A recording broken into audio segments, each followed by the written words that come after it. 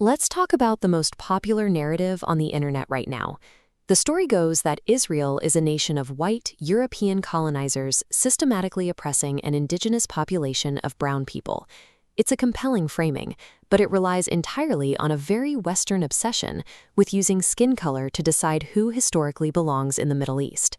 To see if that narrative actually holds up, we need to look past the political rhetoric and check the raw demographic data of who actually lives inside Israel today.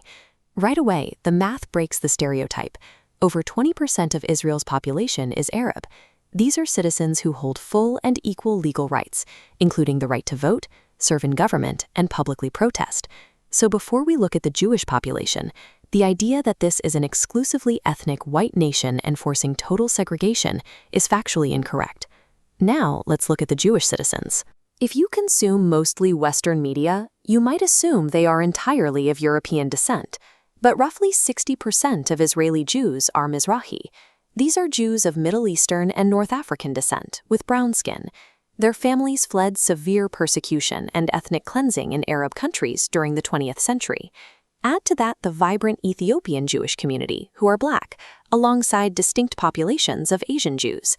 If the vast majority of the nation is Middle Eastern, African, or Asian, why does this white colonizer label stick so stubbornly? It's because critics focus heavily on Ashkenazi Jews, those who spent their exile in Europe. Their lighter skin is used to invalidate the entire nation.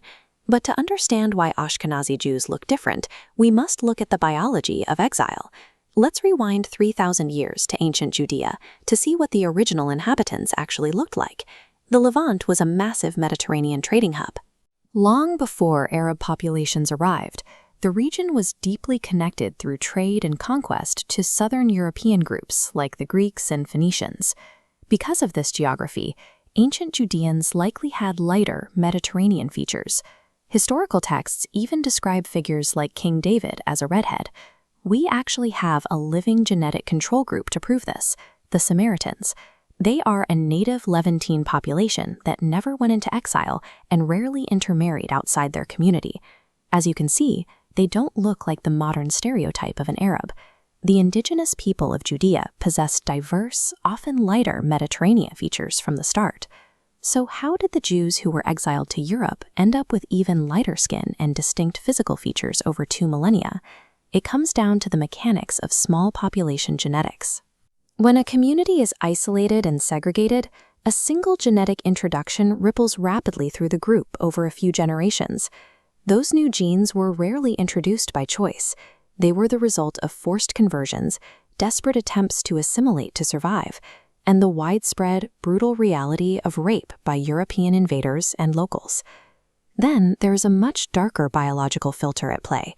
It's a process we can call evolution by genocide. During centuries of European pogroms and massacres, Jews who visually stood out with darker Middle Eastern features were easily identified and murdered at higher rates.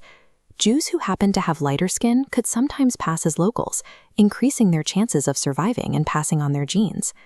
The lighter appearance of some modern Jews isn't evidence that they are European. It is the physical scar of 2,000 years of forced exile, violence, and systematic extermination. Now, let's look at the other side of that label, the word colonizer. To understand it, we have to look back at the Arab conquest of the Levant roughly 1,000 years ago.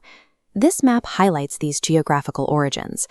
Arab culture originated in the Arabian Peninsula, around Mecca, far south of Judea. That red line shows a massive distance of over 1,350 kilometers. Mecca is actually further away from Jerusalem than Greece is. Calling Arab conquerors the indigenous people of Judea is exactly like French imperialists claiming to be the original indigenous people of Algeria, or Italians claiming to be the native inhabitants of England because the Roman Empire conquered it. The modern Arab demographic presence in the broader Levant is the direct footprint of historical imperialism, military conquest, and forced assimilation, not original indigeneity. True indigeneity is not a phenotypic snapshot or a specific skin tone. It is measured by a continuous shared history, a distinct cultural origin, and an ancestral language tied to a specific piece of land. Let's consider how we view Native American heritage to test this definition. If a Native American person living in New York today happens to have a white grandfather and blue eyes because of historical mixing, do we strip them of their heritage? Do we tell them they no longer belong to their tribe or have a right to safety? We have to apply that exact same logic to the Jewish people. Having European ancestry brutally forced into their gene pool does not erase 3,000 years of indigenous roots, language, and culture. The Jewish people are not white colonizers. They are an indigenous population that survived millennia of attempts to erase them, who have simply, finally, returned home.